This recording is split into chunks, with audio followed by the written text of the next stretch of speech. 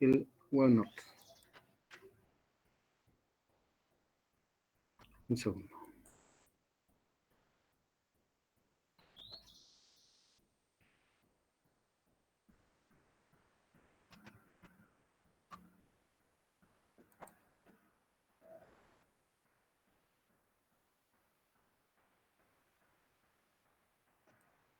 Ok, avíseme si es que acaso no se pudiera ver la pantalla. Es la pantalla del OneNote y es la clase anterior en que estábamos detallando las propiedades de los fluidos. ¿Se ve? ¿Hay algún problema? Avíseme, por favor. Sí se ve, Inge. Alguien avíseme, por favor, que se ve. Sí, Inge, se Sí, ve. se ve. Sí se ve, ingeniero. Sí se ve, ingeniero. ¿Sí se ve, Marco Antonio? Sí se ve, ingeniero. Ok. Ya. Se ve, ingeniero. Comenzaremos, jóvenes. La pasada clase estábamos trabajando sobre las propiedades de los fluidos. Ahora continuaremos con una nueva clase. Capítulo 1. Propiedades de los fluidos. Continuación.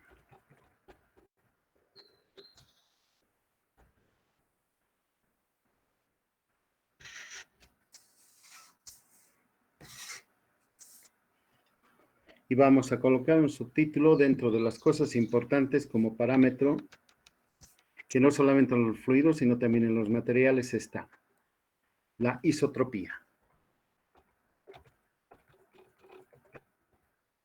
Isotropía.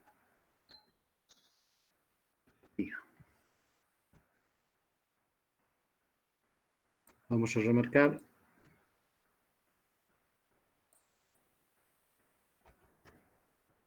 Diremos, se dice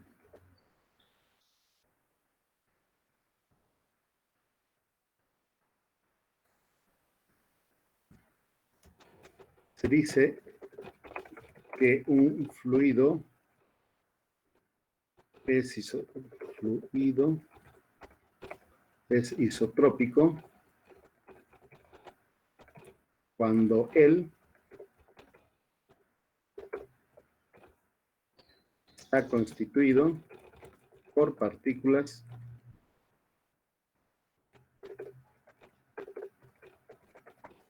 isotrópicas. Eso es cierto.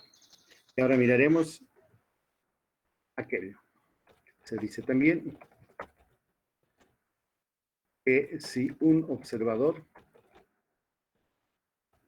arbitrariamente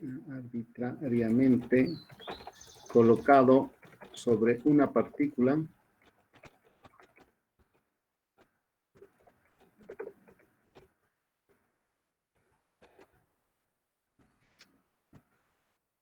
mira las mismas propiedades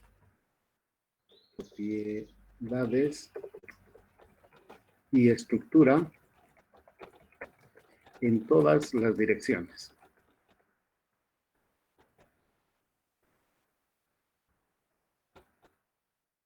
Entonces se dice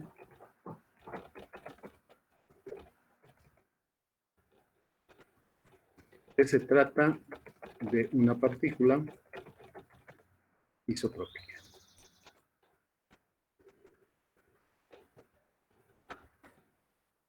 Esos jóvenes. Y voy a hacer un bosquejo para intentar acompañar a la afirmación un dibujo.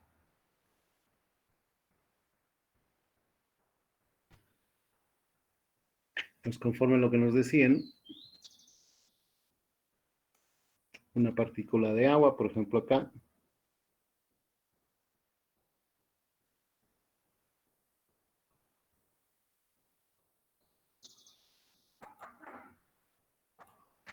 y un observador localizado en esta parte.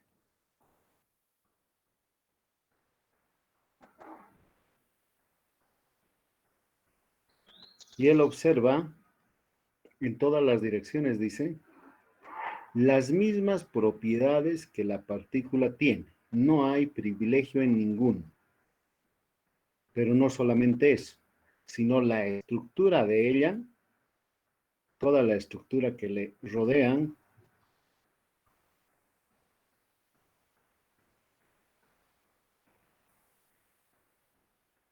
es símil.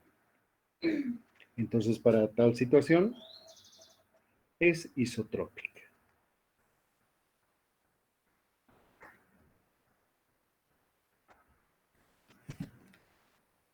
Sin duda, lo contrario, lo opuesto a isotropía, es la anisotropía.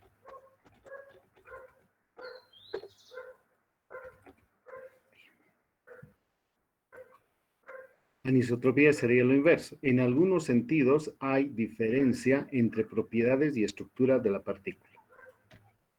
Algunas cosas diremos. Ejemplo, colocaré acá.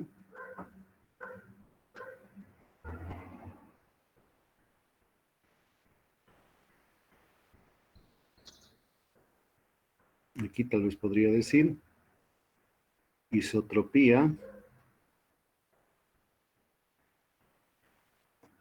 anisotropía. Iso es igual, ¿recuerdan? Una persona.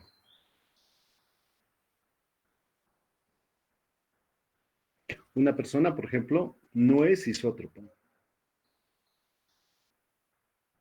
Por ejemplo, la mayoría de nosotros utilizamos la mano derecha para realizar las cosas, para escribir, por ejemplo. Tenemos desarrollo, un dominio más completo de la mano derecha que la izquierda. Al contrario, hay algunas personas que mejor manejan la mano izquierda frente a la derecha. Entonces, son muy pocas las que tienen igual dominio sobre ambas manos. Las personas, por ejemplo, en ese aspecto somos diferentes.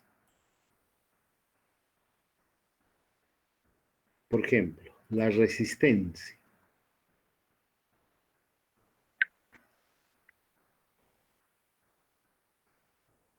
Del concreto.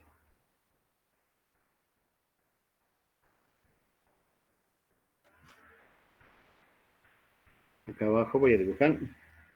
Supongamos un cilindro de concreto. A ver, no sé, creo que aquí hay cilindros. No, es muy pobre su bagaje. Y a este cilindro le sometemos a esfuerzos de tracción. Un sigma de tracción y un sigma de compresión. Digo de tracción en la parte inferior. Y si acaso paulatinamente vamos incrementando el esfuerzo, va a haber un momento sin duda de que este elemento se va a romper. El valor de este va a ser relativamente bajo, relativamente digo. Quizás unos 30 kilogramos fuerza, o tal vez un poco más, conforme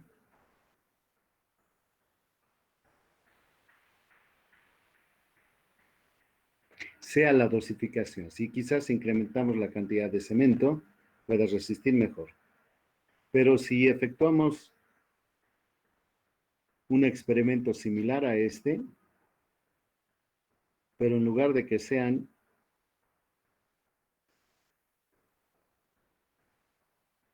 esfuerzos de tracción, que sean más bien de compresión.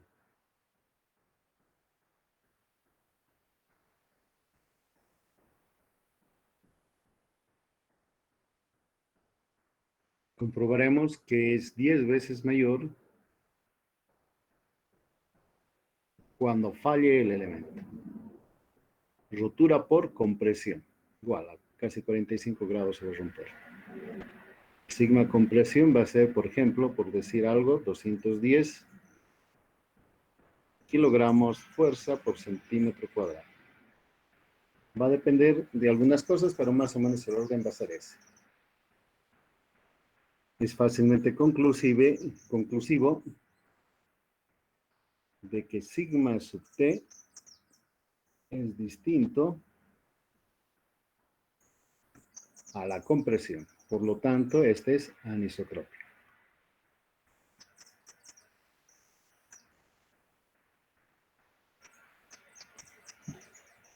No son iguales, pero en el acero sí.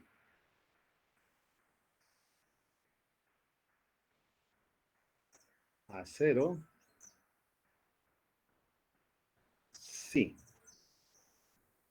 Entonces se acaba de colocar resistencia al concreto es anisotrópica.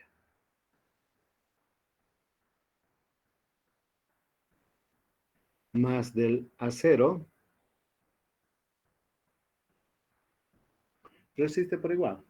Entonces puedo colocar aquí anisotrópica. A ver, piensen eso mientras en un instante estoy con ustedes.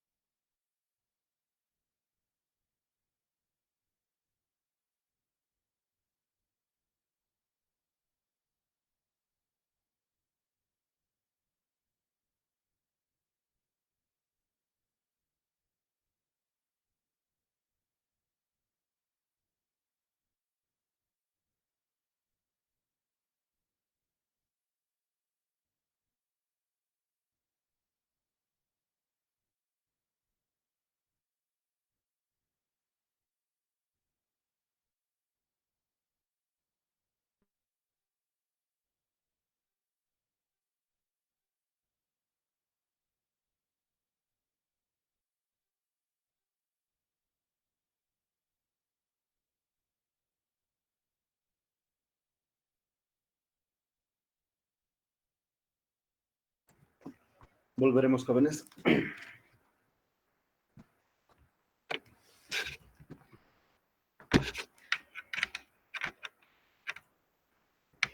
¿Preguntas que tengan sobre esta parte?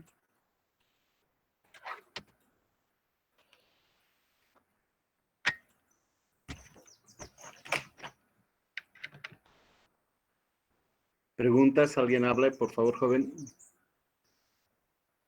René Junior, ¿se me escucha o parece que nadie hubiera en la clase? Se le escucha, Inge, está claro. Sí, Inge, ya, se escucha. ok. Se escucha, Inge. Ya, entonces continuaremos. Entonces, hay otros ejemplos que podríamos citar y es importante que ustedes que lo tengan presente. Hay, por ejemplo, materiales, por ejemplo, acá voy a colocar,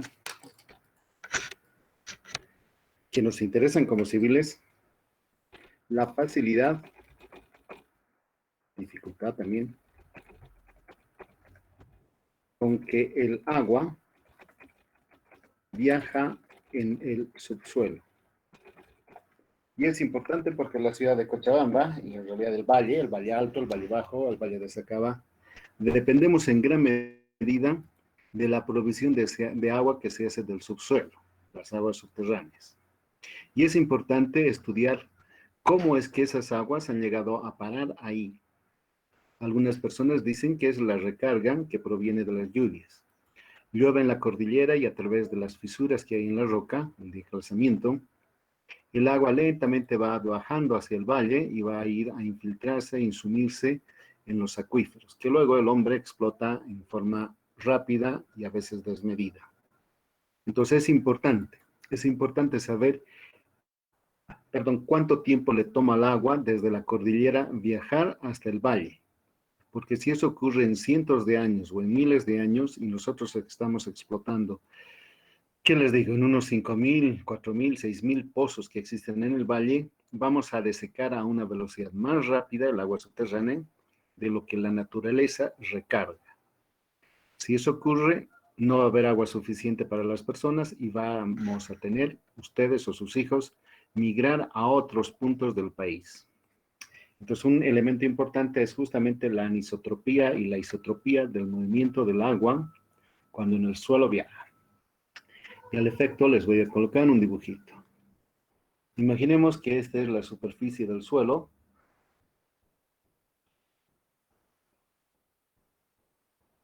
Y la primera capa la estoy dibujando en ánimo de dar el contexto, para que ustedes lo vean. Pero exactamente no es así. Sino que yo voy a utilizar una lupa, una ampliación para mostrarles lo que ocurre ahí abajo. Y en ese ánimo de darle contexto voy a colocar unas plantitas para que se vea. Y las raíces, por supuesto, de las tales plantas. E imaginemos que una gota de lluvia cae ahí. Una gota de lluvia, por ejemplo, esta.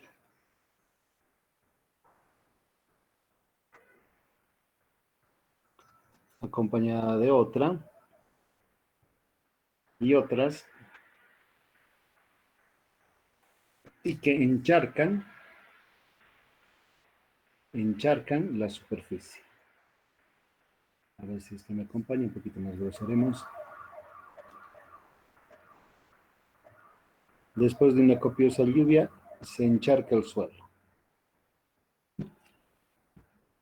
Termina la lluvia, sale el sol nuevamente y por los efectos que ustedes conocen, comienza a evaporarse. Por ejemplo, acá el sol sale,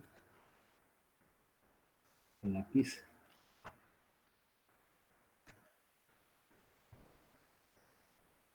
Los rayos solares harán su trabajo y el agua va a comenzar a evaporarse. Pero no toda ella, porque una parte, como saben, va a escurrir en dirección de la pendiente, la otra parte va a ser absorbida por las raíces y lo que restare va a infiltrarse. Voy a colocar acá, va a haber agua que a través de los poros del suelo va a comenzar a infiltrarse y viajar así.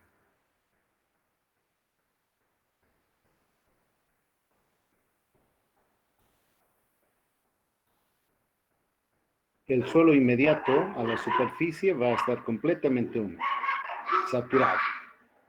Y conforme vayamos bajando,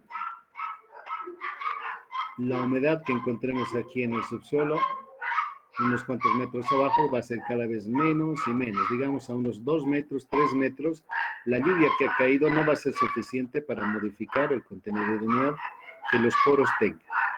¿Ya? Entonces, miraremos la primera opción. ¿Qué tal si es más bien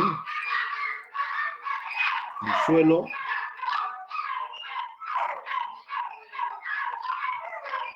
Disculpe, no se escucha muy bien. gravoso?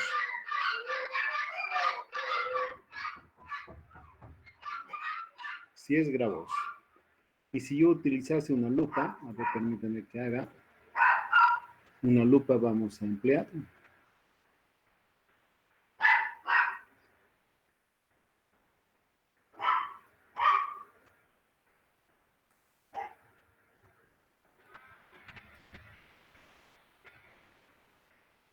Una lupa me va a ayudar a mirar lo que está ocurriendo.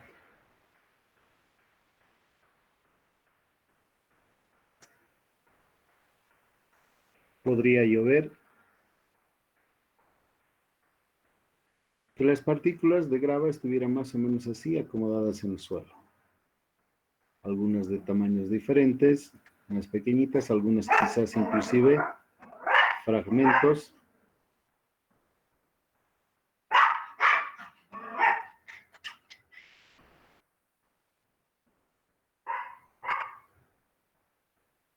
Tal vez mal acomodados, tal vez algunos subredondeados, otros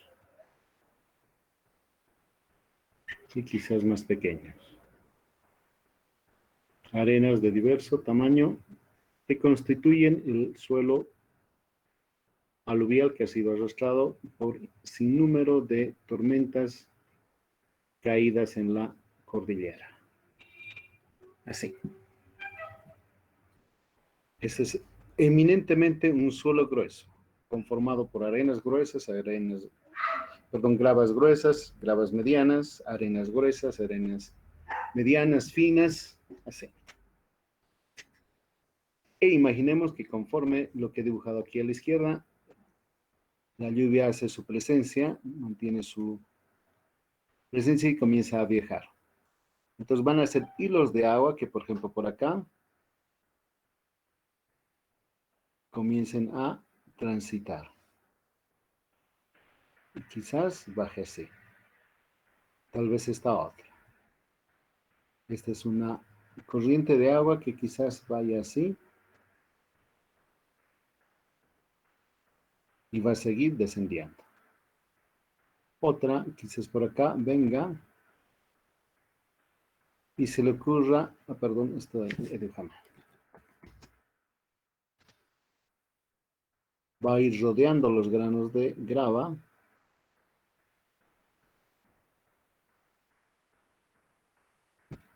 Y continúe su viaje. La distancia que haya recorrido en este sentido, por ejemplo, esta, otro globo se ve. Miren, esta es la distancia vertical. Y. Y cada una de estas, miren, el trayecto de estas líneas no ha sido enteramente vertical, sino que ha habido en algunos momentos, por ejemplo, un desplazamiento X sub 1 en sentido horizontal, y luego de aquí a acá ha viajado una distancia horizontal X2. Este de que inicialmente venía por acá ha tenido un desplazamiento en este sentido, X3, y luego de X3 ha ido hasta acá, X4. Miren, no solamente, aquí pondré el movimiento,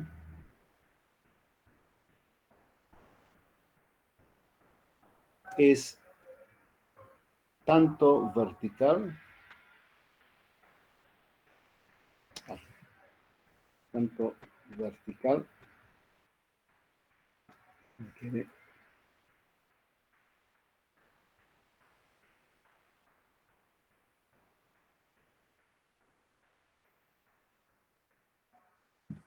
El movimiento es tanto vertical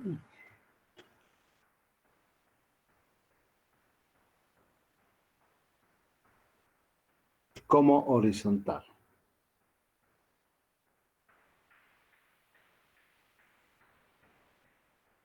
Y más o menos de la misma proporción. Y más o menos de la misma proporción.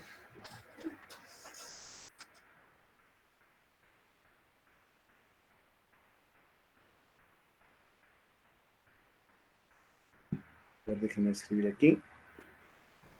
Podría decir que si el Y que ha recorrido en vertical es más o menos igual a la suma de los X sub I. Podrá ser 10 veces más grande, 5 veces más grande, 2 veces más grande, pero más o menos va por ahí.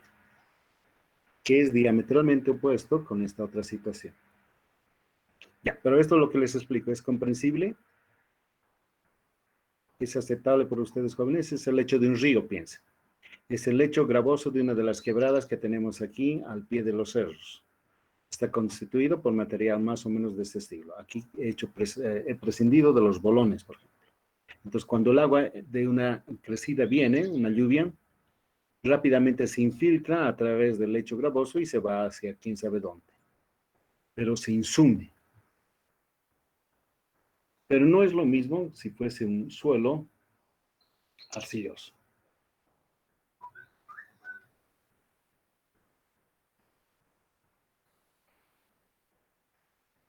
Si fuese un suelo arcilloso, no encontraríamos en primer lugar granos así tan grandes como estos, sino tendríamos que usar doble lupa o triple lupa para mirar cómo ocurre aquello. Y conmigo ustedes van a convenir que las arcillas, antes que redondeadas, son más bien láminas, mica creo que son, así. Están dispuestas como láminas de esta forma. Si pudiésemos emplear nuestra lupa, encontraríamos que son así.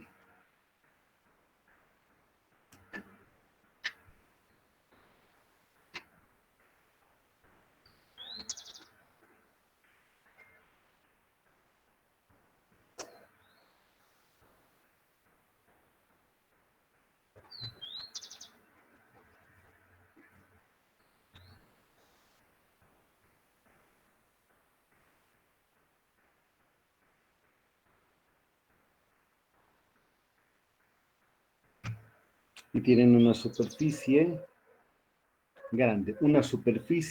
grande versus el espesor de cada una de estas láminas.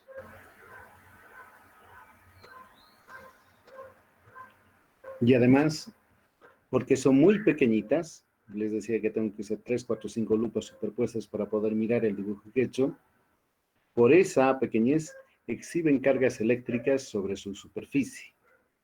Hay algunas que tienen positivos, cationes, y otras que tienen más bien al contrario, cargas negativas. Entonces, entre ellas interactúan y con el material que está cerca. Entonces, hay atracción y a veces hay repulsa.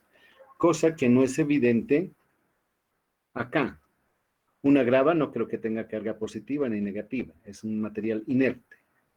Entonces, no hay atracción con otros, ni tampoco con el agua. Este es lo que les describí aquí con la grava, es a nivel macroscópico. En cambio, en este otro caso es más bien a nivel microscópico por el tamaño de las partículas de las arcillas. Entonces, ahora haré el parangón. Si tuviera que viajar, por ejemplo, la humedad de una corriente de agua, tal vez tuviera que venir por aquí, viajar así, por encima de la lámina, y así. O quizás una otra, esta tal vez para remarcar, tuviera que venir por acá,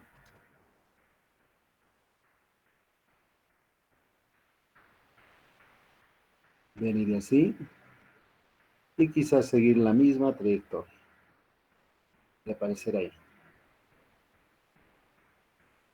De igual manera, si comparamos el espesor del viaje en sentido vertical versus lo horizontal más este otro, por ejemplo, que he viajado, x sub 1 más x sub 2, se comprueba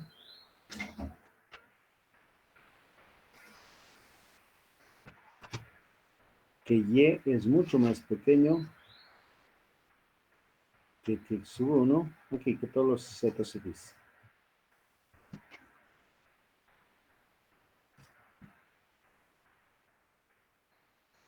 A ustedes les va a ser fácil concluir. Acá hay facilidad de movimiento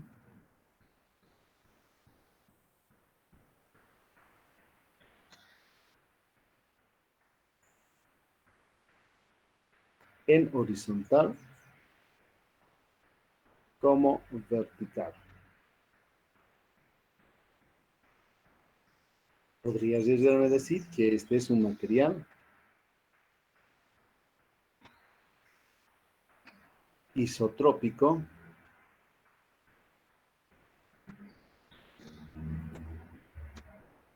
para el viaje del agua.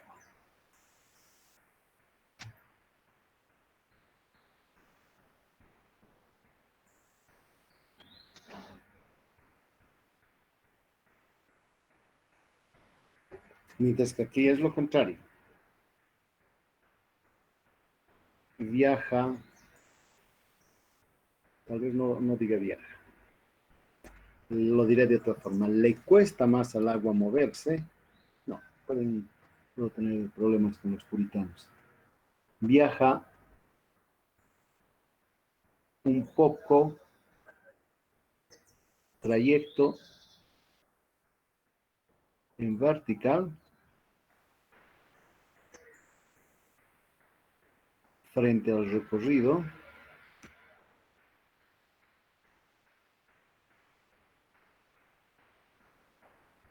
en horizontal.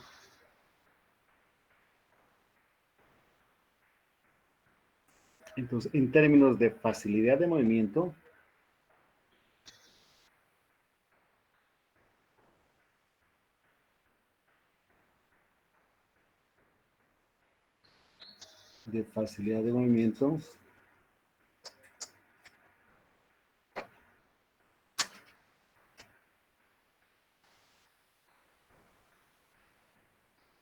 se trata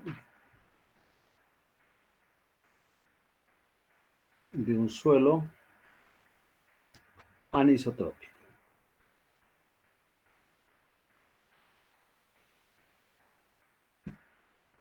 Inclusive hasta las plantitas podrían sentir esa diferencia.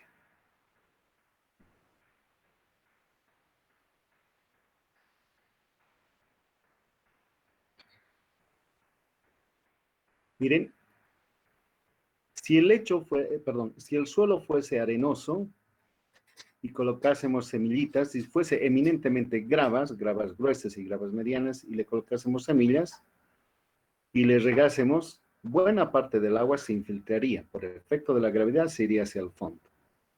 Y quizás no todas las plantas, todas las semillitas germinarían y las plantas se desarrollasen apropiadamente. Bastaría que después de la lluvia el sol salga o después de que reguemos, el sol brille y muy buena parte del agua que estuviera almacenada, que se hubiera quedado, porque el agua también se queda acá. A ver, déjenme ver que dibuje. Voy a un lapicito. Entre grava y grava, acá, van a disculpar, voy a agrandar. Entre grava y grava, no siempre el agua se mueve, sino a veces queda retenida.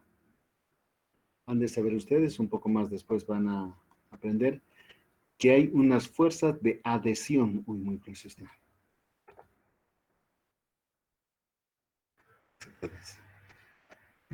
No es que el agua se mueve libremente y a su arbitrio, no, sino que también existen fuerzas eléctricas de origen eléctrico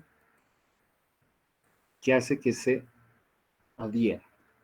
Por ejemplo, acá, entre grava y grava, aquí el agua queda retenida, así.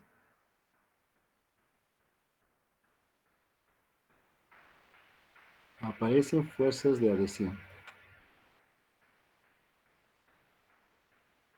Y se constituye en un tapón.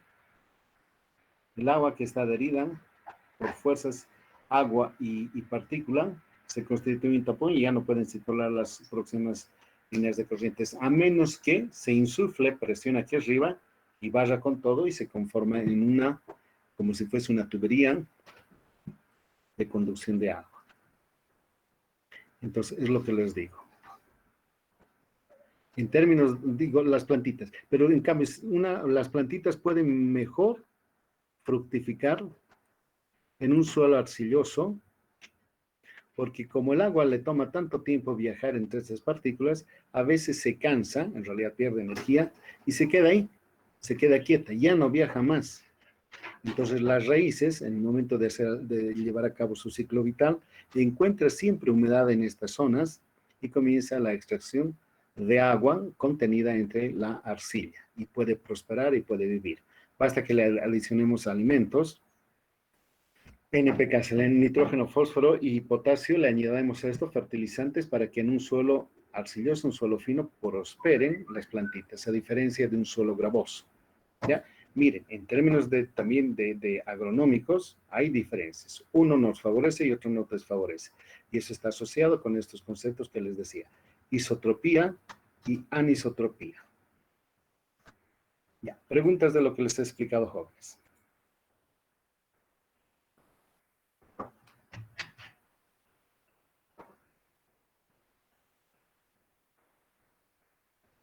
Ya, y eso nos va a permitir ingresar a un campo que se Inge, llama... disculpe, Sí, dígame.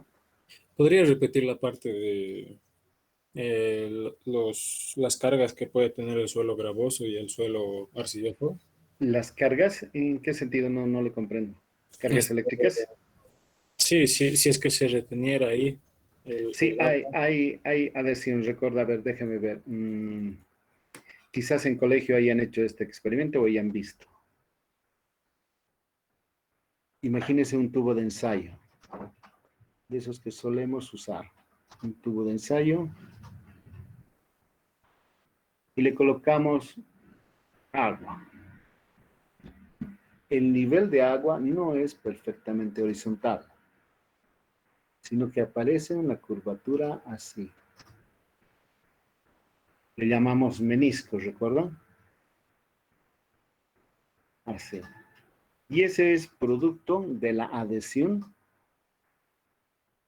de la capilaridad, de la adhesión del agua actuando con el vidrio.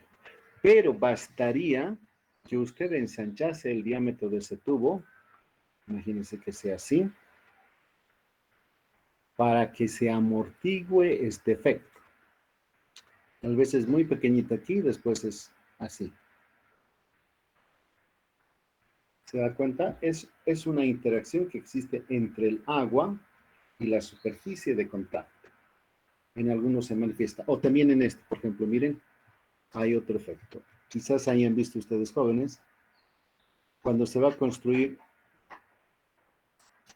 el cimiento, un segundito, permítame.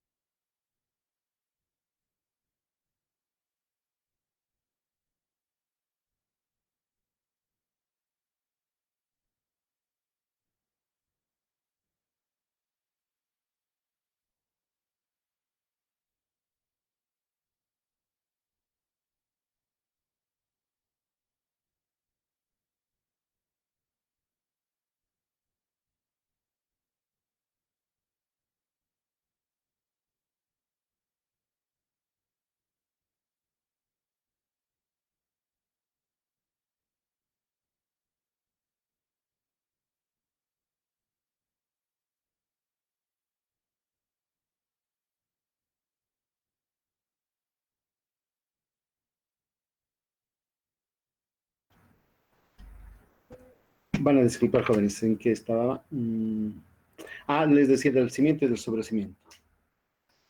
Entonces acá se suele construir el cimiento de lo que va a ser un muro. E imaginemos que es este. Aquí estarán las acomodadas y el cemento que va a ligar a los componentes de la mezcla. Y luego recién aquí va a venir los ladrillos. Pensemos así.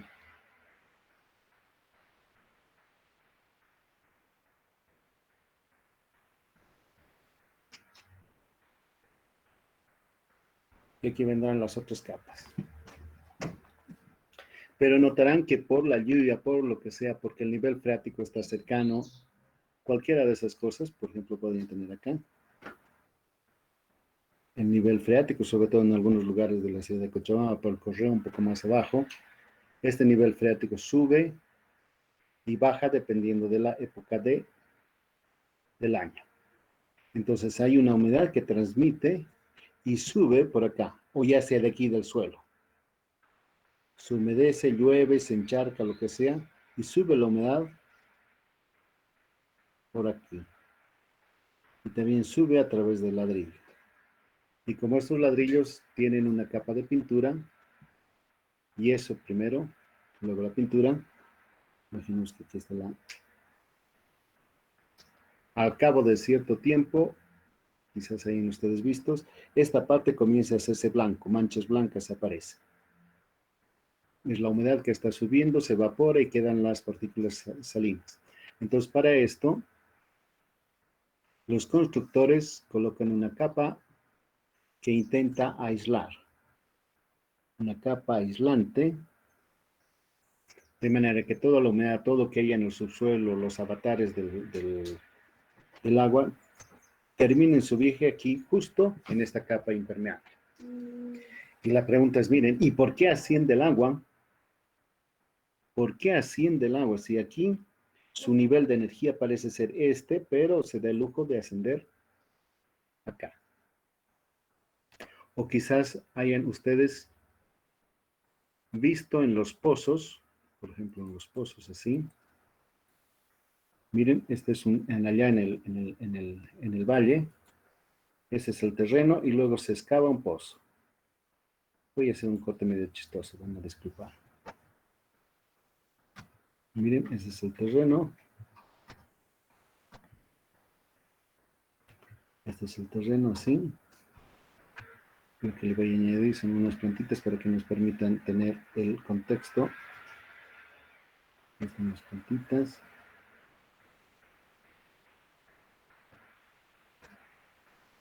Sus raíces, acá están sus raíces.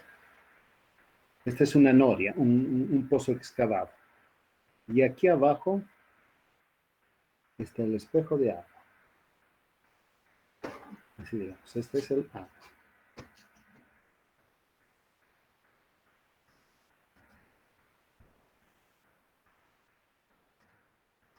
Este es el agua.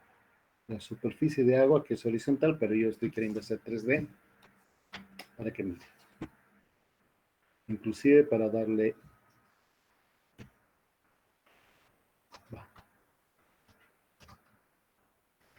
Podría decir, acá hay un primer estrato de gravas. Qué sé yo, un suelo determinado. Y aquí otro. Más lo que les quiero señalar es que debido a un cierto fenómeno que con ustedes vamos a mirar, el nivel de agua, esta es la energía que tiene, comienza a subir.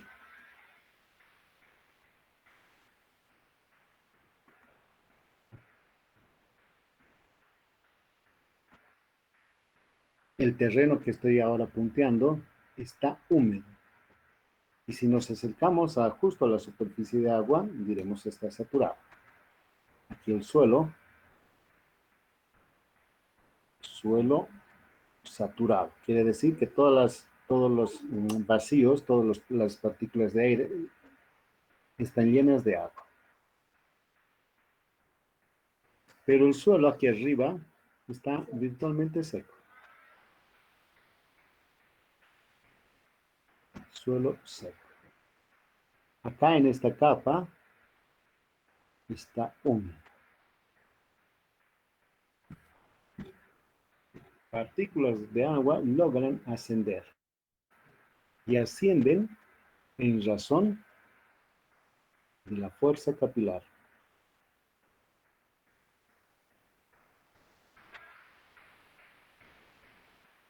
Si acá hay una tensión superficial que aguanta el menisco, y aquí les he dibujado este que se tapona, hay una fuerza del ascenso capilar. Y el ascenso capilar es mayor en arcillas. Y es pequeño, a veces muy pequeño, en arenas. En granos. Si este suelo fuera gravoso,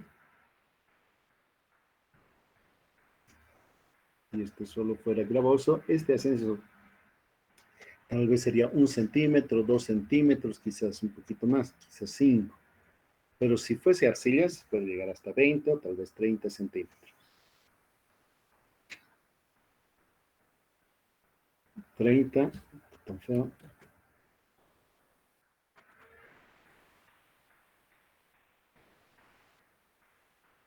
1, 2, menores a 2 centímetros, por ejemplo. Y eso es atribuible al tamaño de los granos. El tamaño de los granos facilita o obstaculiza el ascenso.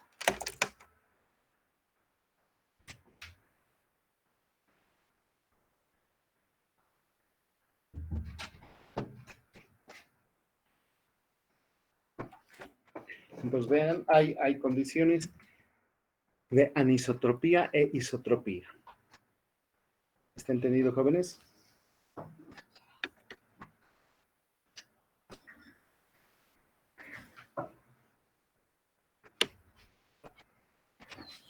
Sí, Inge. Ya. Entonces miraremos, en base a esto, definiremos fluidos. Tipos de fluidos. Básicamente tenemos dos. Fluidos ideales, o perfectos también le llaman, ¿no? Perfectos, y los fluidos reales. Esos dos tenemos.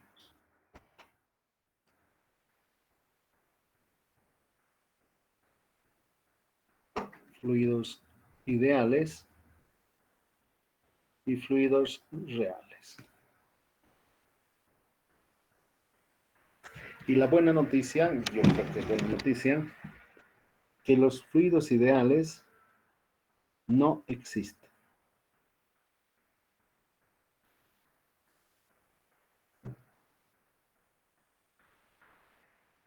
Solamente son un recurso,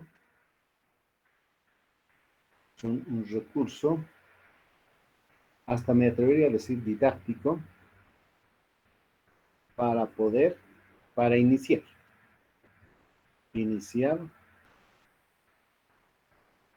el estudio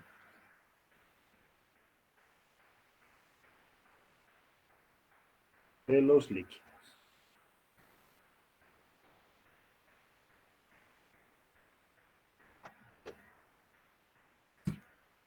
Es así, jóvenes.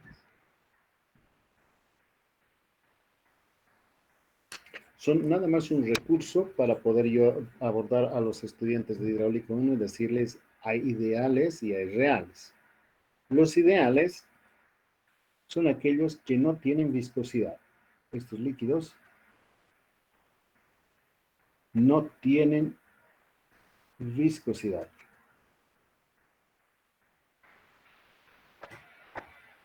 Es decir, mu a la vez que nu y a la vez son cero. Son fluidos, voy a poner una cosa así, no admiten o no soportan tensiones de corte. Es decir, tau es igual a 0. Son isótropos, por supuesto.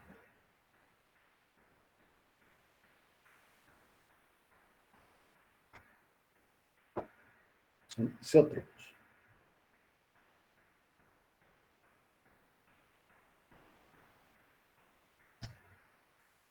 Cuando un líquido se mueve, diré,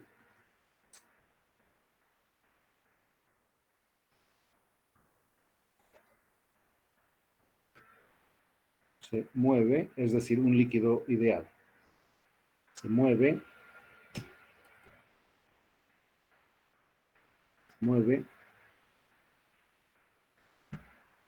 no pierde energía.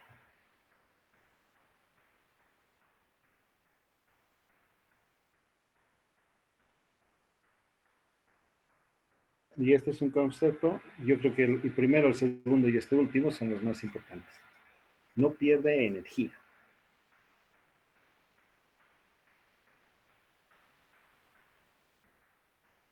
Y la razón para ello son estas dos que aquí arriba he colocado.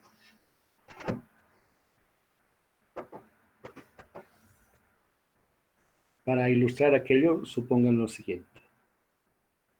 Acá hay un sinnúmero de gradas.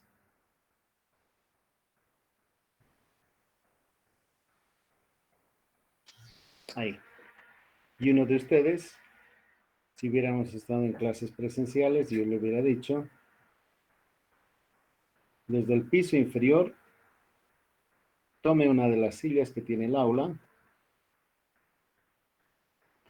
y cárguela. Desde el piso de abajo, subiendo las gradas, llegue aquí. Va a cumplir el joven, sin duda, con el propósito del ejemplo. Me va a colocar la silla. Pero cuando el joven llegue aquí arriba, después de subir unos 20, 30, 40 grados, dependiendo hasta dónde sean, él va a llegar a cesante, va a llegar jadeando, va a llegar acalorado. Inclusive si es muy pesada la silla, podría llegar transpirando, va a llegar con la carita colorada. Le va a costar ascender. Si al inicio tenía una energía 1, cuando llegue aquí arriba transportando la grada, y más si lo hace corriendo, ya les decía, va a llegar cansado. En este trayecto habrá gastado calorías.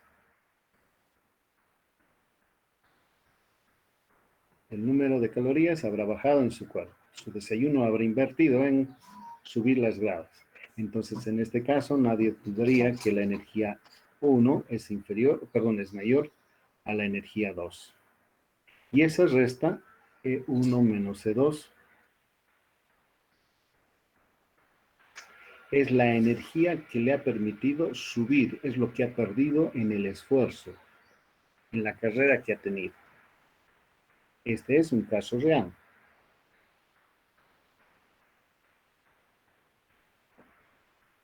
Pero un caso ideal fuera, si al joven, no importando cuán pesada sea la silla o cuántos pisos tuviera que él subir, lo hiciese impávido, es decir, sin mosquearse, lo hiciese sin sentir ese esfuerzo que yo les digo. Él diría que la energía E1 menos E2 puede ser. Este sí existe. Esta diferencia existe, perdón. Este es un caso de un superhéroe, de esos de Marvel.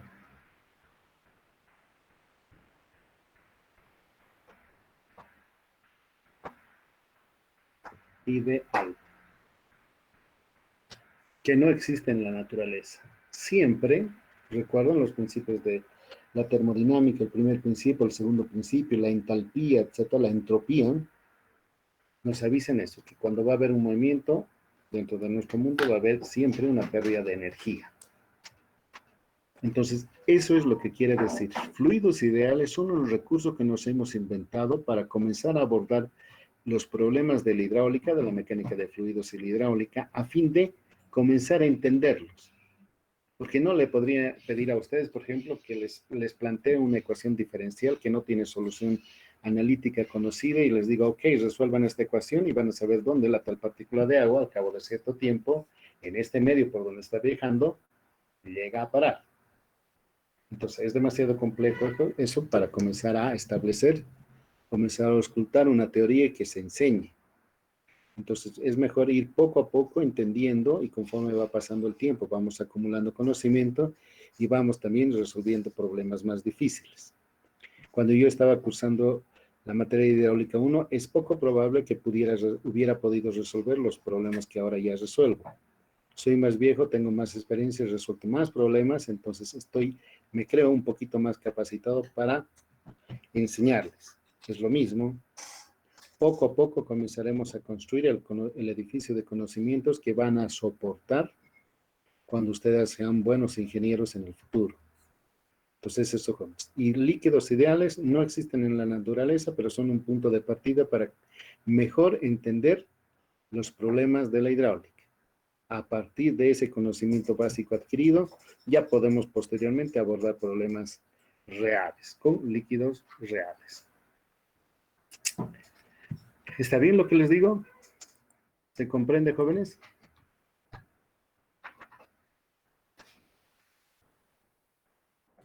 Sí, ingeniero. Ya, ok. Ya. Mientras algo que no esté tan claro, nada más me dicen, me paran y yo voy a intentar explicar de otra forma para que sea accesible para todos. Fluidos reales. Estos sí existen en la naturaleza. Déjenme escribir.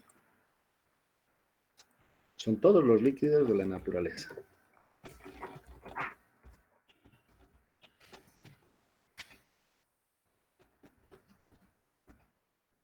Algunos son muy complicados. Todos son muy complicados.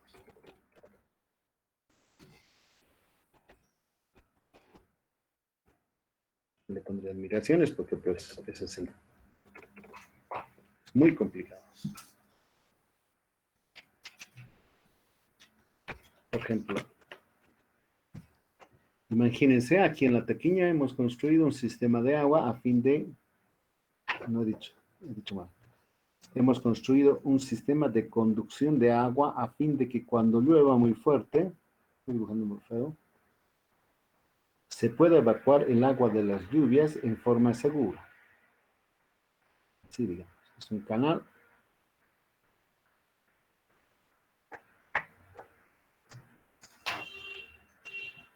Como este. Y de aquí a poco tiempo atrás, en la próxima materia, ustedes van a ver que las dimensiones que pueden tener, no sé si me está perdiendo este ancho versus el alto de agua que hay aquí en el canal, digamos aquí, al que le puedo llamar H, están vinculados. Se llama la sección hidráulicamente óptima. Y se va a ver que V podemos tomar como 2 veces H. Y este H va a depender de la pendiente que tiene el canal, va a tener de cuán rugoso es el acabado del canal, por ejemplo, si es de hormigón, si es de mampostería, si es piedra vista, si es suelo, etcétera. Vamos a reflejar aquí. De cuánto caudal nosotros esperamos transportar. Es el caudal de una lluvia cualquiera, es una lluvia que se presenta cada 3 años, es una lluvia que ocurre cada 5, tal vez cada 10 años, y conforme más grande sea ese periodo, nosotros también vamos a esperar mayor caudal. Entonces, dependiendo de eso, nosotros podemos dar estos. Y son relativamente simples, son unas ecuaciones que son relativamente simples, pero tienen detrás toda una teoría que sustenta su uso. Relativamente fácil. Versus, si tenemos lo mismo, pero esta vez ya no agua, sino lo que la pasada clase les decía a ustedes jóvenes, ¿qué tal si es agua con lodo? Y se nos mete ahí a nuestro canal. Este es lodo, porque se ha desmoronado una ladera del cerro, Y como han visto en los videos de esta temporada y del año pasado, y del anteaño pasado también en la pequeña, ya no es agua. Es agua con lodos. Así. Y viaja. Y el lodo, el barro, tiene más fuerza para destrozar. Raspa, porque está llevando dentro de su cuerpo pedrones, pedazos de piedra, y los arrastra. Y lo hace a relativa gran velocidad. Tiene mucho poder, mucho más poder abrasivo que el agua simple que baja por el canal. Entonces, el descalabro que nos puede proporcionar este es diferente. Y este es un fluido que le vamos a reconocer como newtoniano y que corresponde a una definición dada por un investigador que se llama se llama líquido de Bingham. Bingham. Así que es altamente viscoso, con viscosidad grande. En cambio, el agua sí tiene viscosidad, pero es pequeñita. En cambio, este otro no. Todavía no tenemos, creo, suficiente conocimiento para poder dimensionar un canal bajo estas condiciones, por ejemplo, el de la derecha. Entonces, eso es lo que les quiero señalar. Los líquidos reales a veces pueden ser muy complicados y no todo está descubierto con relación a él. Seguramente en otras universidades, yo sé que en Japón están trabajando bastante con estos flujos de lodos, barros, mientras que acá en nuestra universidad más estamos trabajando con agua, pero es necesario porque ocurren estos deslizamientos y hay que encauzarlos. Hay que saber hasta dónde van a llegar, dado un caudal, una lluvia, dado un cierto tipo de material, hasta dónde preveríamos que estas lenguas de barro llegaran. Son cosas importantes que nos interesan. Ok, fluidos ideales, que son un concepto que nosotros tenemos para simplificar lo complejo de la naturaleza, versus fluidos reales. Y la diferencia entre ellos está que los fluidos reales, esto lo tengo que desinformar, profesor, tienen, o admiten, tienen viscosidad. Y por ende, tensiones de corte. Existen esos. Y, por supuesto, lo opuesto a lo anterior, existen pérdidas de energía cuando ellos se mueven.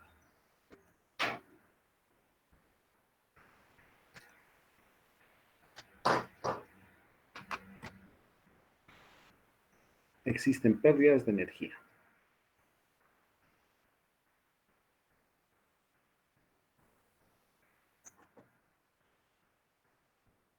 Preguntas, por favor, jóvenes, con relación a lo que les presento.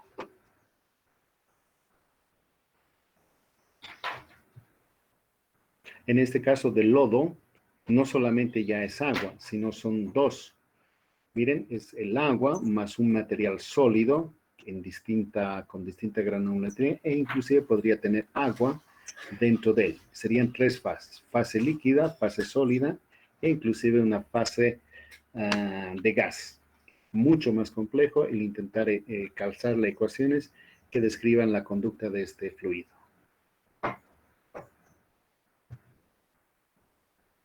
Ok, entonces rapidito terminaremos esto porque este capítulo me está tomando más tiempo de lo que yo quisiera. Miraremos el concepto de tensión. Voy a poner así, esfuerzos.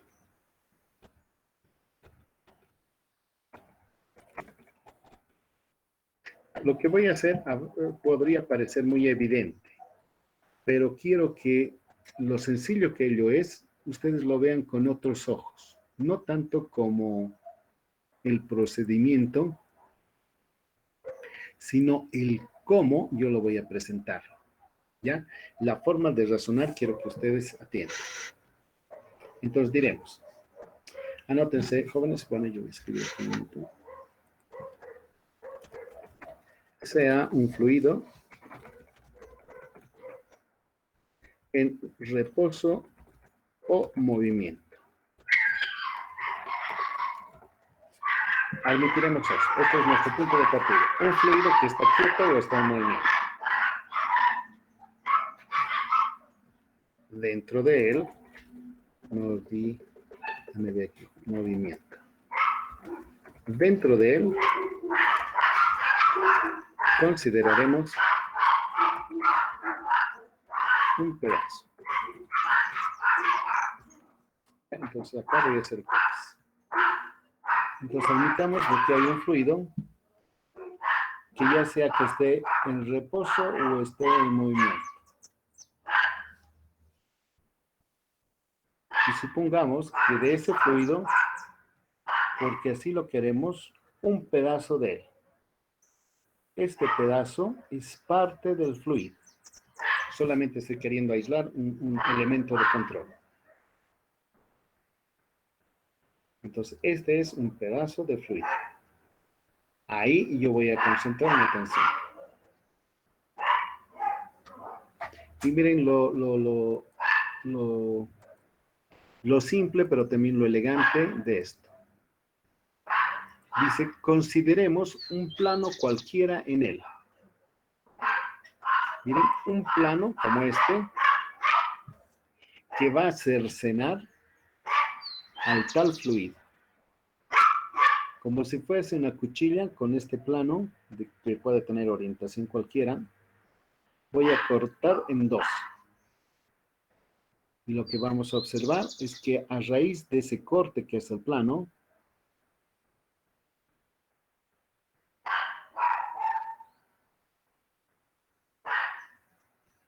miren acá, con otro más delgado,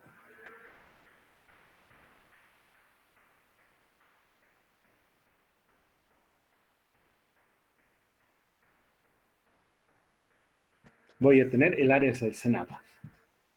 Y a partir de aquello podría decir, de lo que antes era una sola entidad, un solo cuerpo, a raíz del corte que se ha efectuado, ahora tengo dos partes. La parte 1 de la izquierda y la parte 2 de la derecha. Y podría señalar y decir, imaginariamente,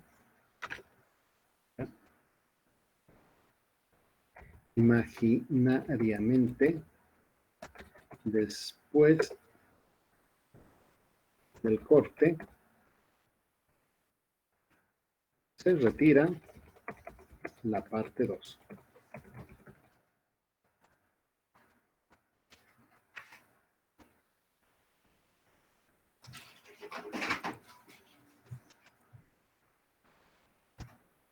Después de hacer el corte, jóvenes, retiro la parte 2. Este que sea el área A. Aquí me falta. Este que sea el área A. Retiro el pedazo 2. ¿Qué le pasaría al pedazo 1?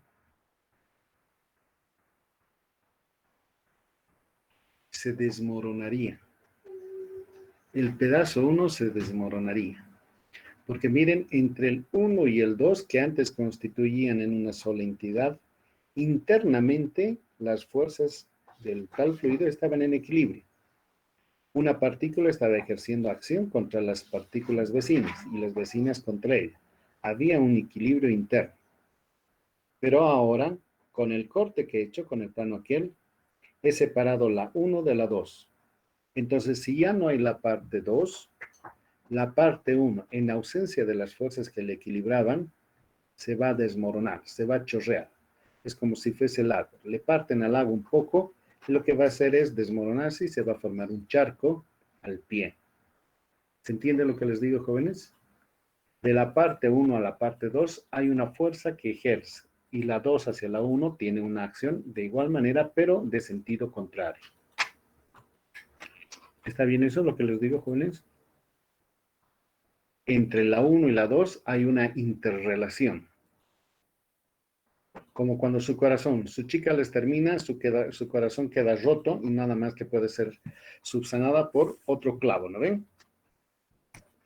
Así. Entonces eso yo lo puedo representar con una fuerza. Una fuerza que va a tener una orientación cualquiera. Es una fuerza en el espacio. Por ejemplo, esta. Es la fuerza. Esta fuerza es, por ejemplo, la acción de la parte 1 sobre la parte 2. Pero habrá una homóloga, solo que en sentido contrario, una fuerza homóloga, con sentido contrario que va a ejercer la otra parte sobre aquella. Estas dos son fuerzas. Aquí debía haber colocado una fuerza. Y si todavía permanecieran las dos partes unidas al inicio, menos F más F, 0. Entonces, internamente hay un equilibrio dentro de este cuerpo. Pero ahora que las he separado, se manifiestan esas dos. Para mantener la forma de la parte 1 y de la parte 2 separadas, tengo que ejercer una fuerza que reemplace ese contacto de las dos anteriores. ¿Está bien, jóvenes? Entonces podría decir, dejen que elija,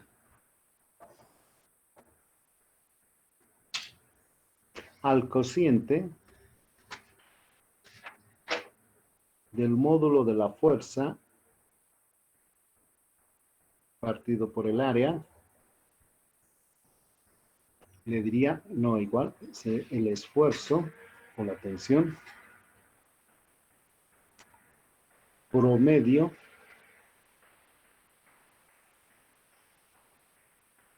sobre A. Esfuerzo o tensión, cualquiera de los dos vale.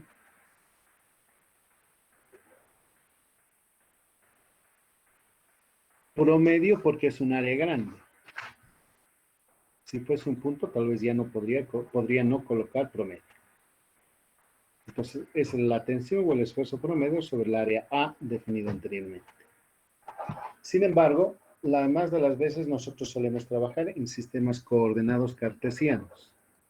Y si aquello ocurre, entonces bien podría yo proyectar la tal fuerza conforme la normal al plano. Aquí puedo trazar una normal al plano. Pues conforme la normal, aquí voy a poner 90 grados, podría descomponer esta fuerza en una componente normal, miren, es un vector n mayúscula, y en uno t, tangente, o que está contenido en el plano. Aquí diré n y t son los vectores, son las proyecciones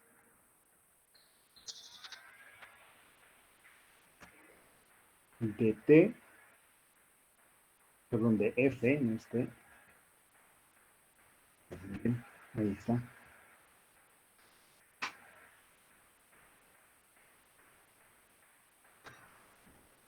Sobre n, sobre el vector normal unitario y sobre el propio plano. Área A.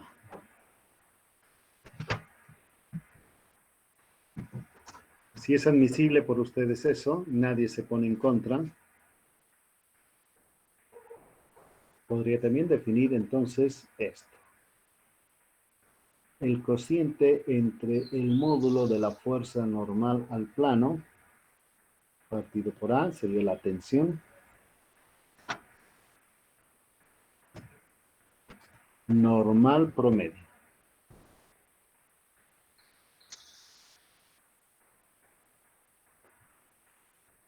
Sobre A.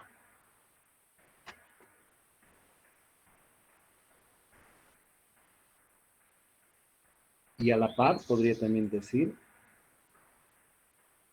el módulo de la fuerza que proyectada sobre la superficie A sería el esfuerzo cortante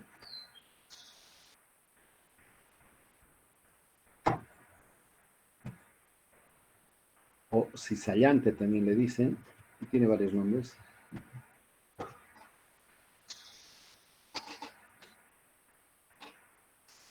Promedio sobre A.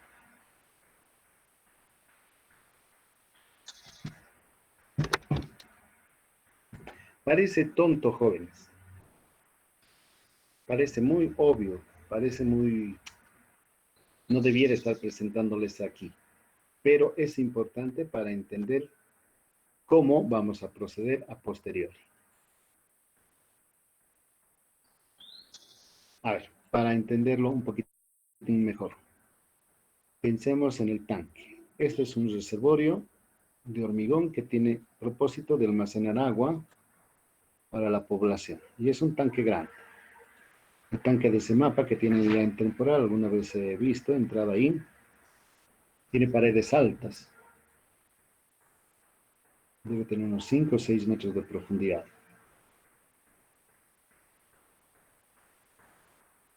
El otro día les decía, en algún caso, estas fuerzas podrían ser tantas que podrían hacer que este tanque, la deformada, por supuesto, la deformada,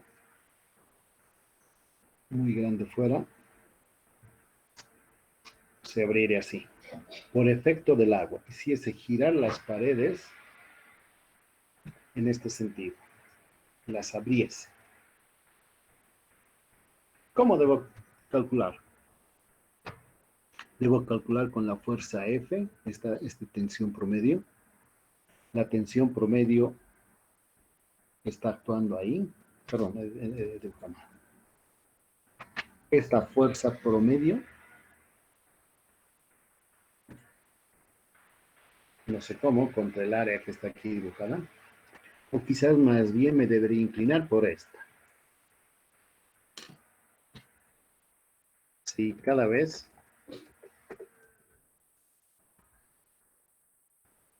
consideramos al área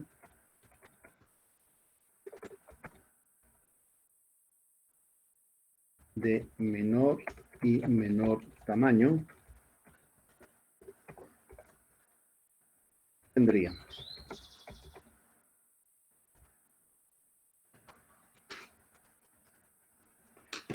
los esfuerzos, más bien diré, los esfuerzos en un punto. Punto P. Pues ahora ya digo, si por si acaso nosotros ya dejaremos de pensar en el área y más bien me concentraré en el sitio donde está actuando la tal fuerza y al tal lugar le llamaré punto P, podría definir nuevamente lo que nos interesa.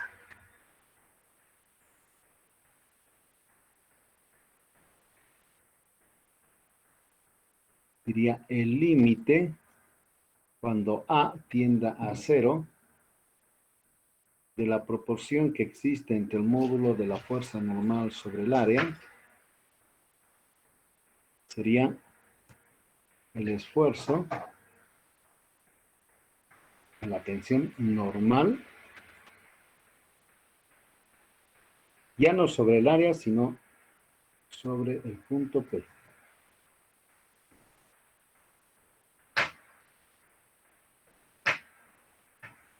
Asimismo, el límite,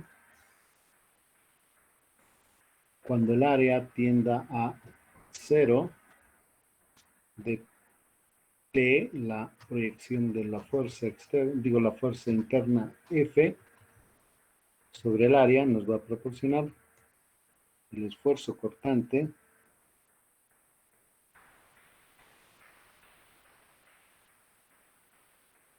sobre P.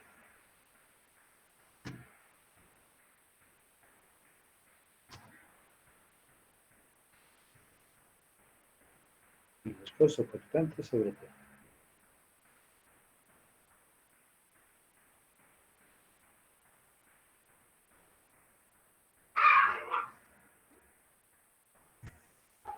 Y ninguno de ustedes, yo apuesto, podría discutir de que esta es una aproximación y un microscopio.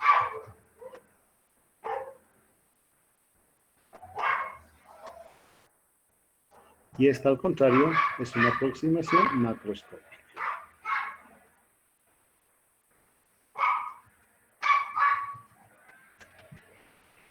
¿Cuándo usar una y cuándo usar otra? Va a depender del buen criterio que ustedes tengan. Esta, por ejemplo, es una aproximación macroscópica. pero podría plantearles y decirles, quizás nos convenga mirar la pared del tanque o de una presa, y podríamos decir, aquí está una partícula de agua, y esa partícula de agua está sometida a una presión, me he olvidado esto, es la partícula, a una presión vertical,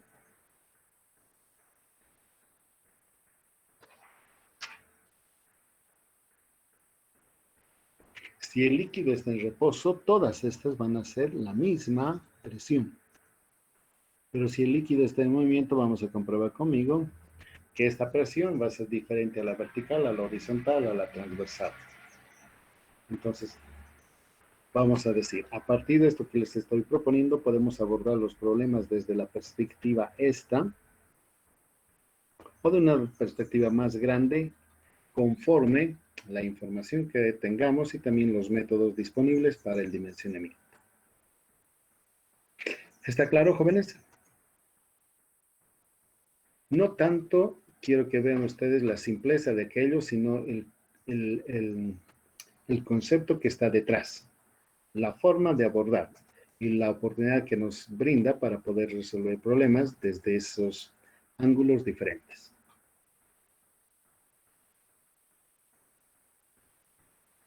¿Entendido? Preguntas finales para concluir la clase. Disculpe, ingeniero, ¿es si cada vez consideramos el área A de menor y menor o de mayor y menor? Disculpe. Quizás no me expliqué suficientemente bien. Comenzamos con un abordaje a nivel macro, por ejemplo este. Cuando nosotros vayamos a hacer el diseño, yo les voy a decir, jóvenes, es un líquido y tenemos acá la fuerza. Voy a dibujar otra vez, la voy a mirar a la pared así, en perspectiva. El nivel de agua va a estar hasta aquí, jóvenes, les voy a decir.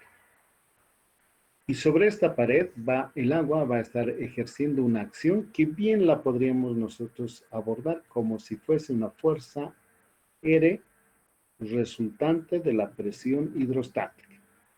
Y con esta fuerza resultante vamos a hacer equilibrio de momentos, vamos a hacer varias cosas, hasta que encontremos, por ejemplo, el espesor de esta pared para que soporte la acción y que también todo esté en equilibrio. Podríamos inclusive decir, miren, quizás este tanque es tan profundo que el nivel freático esté por aquí. Y porque aquí va a haber presencia de agua, acá va a haber un levantamiento, el tanque va a intentar flotar, y que de alguna manera a esta fuerza le podría distorsionar, hacer una aproximación microscópica. Pero yo les voy a decir también a la vez de que podríamos intentar abordar el problema y decir, digamos así, esa es la pared del tanque, y calculemos imaginariamente, por supuesto, es un recurso de la imaginación, ¿cuánta es la presión aquí en el fondo?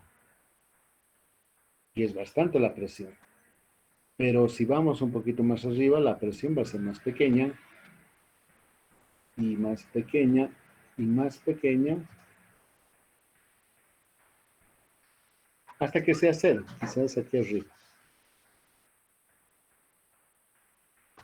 Que va a coincidir con la superficie de agua. Pues en la superficie de agua la presión será cero, pues ya comienza el aire. Entonces, para cada una de estas hay una presión en un punto, en este punto, y en los puntos intermedios que nosotros quisiéramos determinar. Miren, esta es una aproximación microscópica y esta una macroscópica. A partir de esta que es macro, vamos a poder llegar al micro, si es que acaso cada vez el área de análisis, esta pared grandota, esta que aquí estoy achurando, la hacemos más y más pequeña, vamos a ver en el caso de un punto, una partícula de agua, un punto, y la presión que ella recibe. ¿Se da cuenta? Vamos a abordar este problema. Pero cuando estemos en el capítulo 2 de dinámica, voy a decirles exactamente, sea una partícula que se está moviendo, y haya una presión en el punto sobre la partícula, que tenga dirección X, que tenga dirección Y, y tenga una perpendicular, por ejemplo. Y van a tener que ustedes hacer un esfuerzo de concentración para tratar de entender o de generalizar lo que ahora vamos a ver en el capítulo 2, al caso tridimensional más complicado del movimiento. Pero para ahora nos quedaremos en eso. ¿Está bien? Más preguntas, jóvenes.